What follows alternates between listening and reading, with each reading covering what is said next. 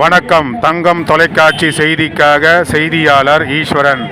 அனைத்திந்திய அண்ணா திராவிட முன்னேற்றக் கழகத்தின் அம்மூர் பேரூராட்சி செயலாளர் NKN தினகரன் அவர்கள் இன்று தண்ணீர் பந்தல் சிறப்பாக அமைத்திருந்தார்.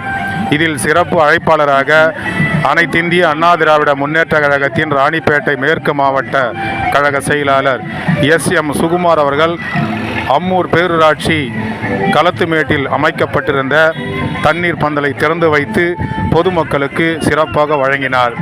இந்த நிகழ்ச்சியில் மாவட்ட துணை செயலர் WS வேதகிரி அவர்கள், திரு மணிமொழி அவர்கள், திரு செல்வராஜ் அவர்கள் மற்றும் அம்மூர் பேரூராட்சியில் உள்ள பொறுப்பாளர்கள் கலந்து கொண்டு இந்த தண்ணீர் பந்தலை திறந்து வைத்து இந்த வெயில் காலத்தில் பொதுமக்கள் தண்ணீர் தாகம் இல்லாமல் உடல் சூட்டை குறைத்து ஆரோக்கியமாக செயல்பட வேண்டும் என்பதற்காக அனைத்திந்திய அண்ணா திராவிட முன்னேற்ற கழகத்தின் சார்பில் இந்த தண்ணீர் பந்தல் அமைக்கப்பட்டுள்ளது.